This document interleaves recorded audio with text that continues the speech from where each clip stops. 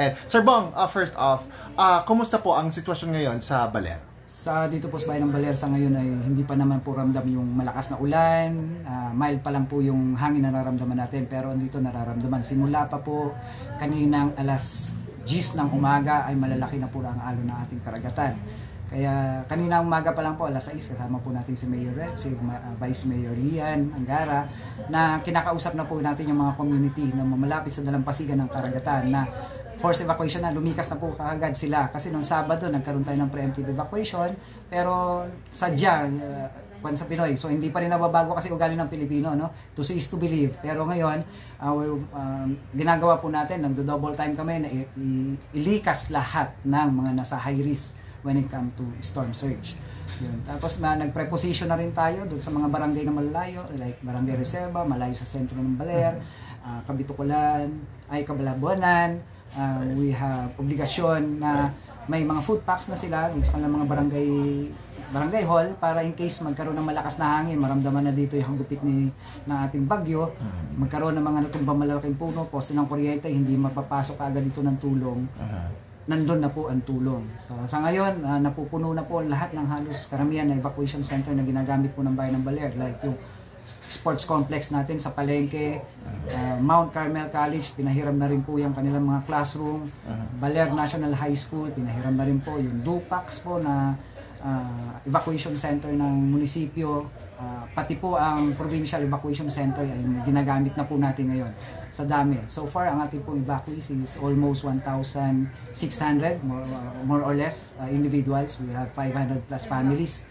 So madadagdagan pa po yan dahil may kinukuha rin tayo ngayon ng mga evacuees na naka-evacuate doon sa eskwelahan na supposed to be ay high risk siya sa storm surge. So kinukuha po natin yung kulang-kulang 500 families doon, tinatransfer natin sa mas safe na lugar. So yun po yun. So sa ngayon, wala pa naman po tayong flooded area. There's still no landslide being reported. So nagdo-double time din po ang ating mga barangay officials. Nagpapasalamat po sa kanila. At ganoon din po yung ating mga uniform personnel ay nasa labas po para tumulong po sa sinasagawa natin na forced evacuation sa ngayon. Anong, bukod sa challenges nyo, of course, of evacuating residents, ano po yung ibang challenges nyo ngayon so far? Our challenges so far is humingi na rin tayo ng tulong kasi kulang yung pang-mobility natin dahil nagsasabay yung distribution ng stockpile of relief goods sa mga barangay, sabay din yung pagpapa-evacuate na kung saan iba-ibang area.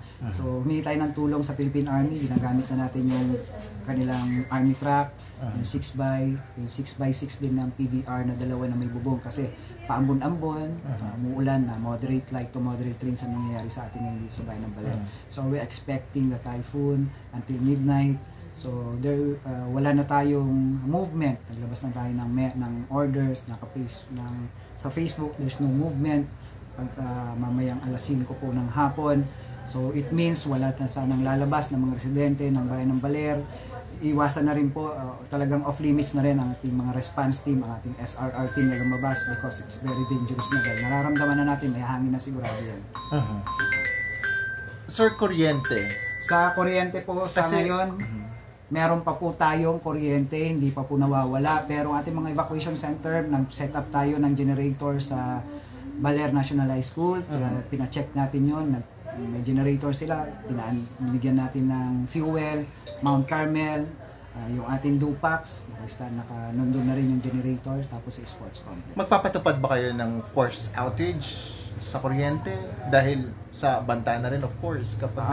dito naman po sa bayan ng Baler ay hindi naman po ibinababa ng ating electric cooperative kung sa nawala pag naputol po ang supply natin from NGCP, that's the time, or may mga naputol na mga linya ng kuryente papunta sa mga ibang bayan, ina-isolate lang po yon para kung makikita kung walang damage ang bayan ng Baler, kuryente, dire-diretso lang po. Ang in-implement po natin simula pa nung Saturday is all tourism-related activities are suspended. Pati surfing, lahat po yan. And ang in-implement din kagabi is we have a liquor ban. Right. I see. Pero yung mga resorts po, how are they operating right now? Yung mga guests nila? Yung may mga guests as of the report ng aming tourism officer kahapon nung nagbigay siya ng memo, within the custody and liability na nung kung hindi niya pa uuwiin at andun pa rin sa poder nila, it's their liability, pananagutan nila yan, alagaan nila yan, nasabihan naman sila. At ang sabi naman ng mga resort owner, sila ang bahala at hanggat ayaw pang umuwi. Pero wala na po tayong off limits na po ang ating lalaki na po ang alon. Napakalaki na. Exactly. Ano pong paalala nyo para sa mga residente? Sa lahat po ng residente ng bayan ng Baler, tayo po'y sumunod sa ating po mga barangay officials, sa ating mga kinaukulan.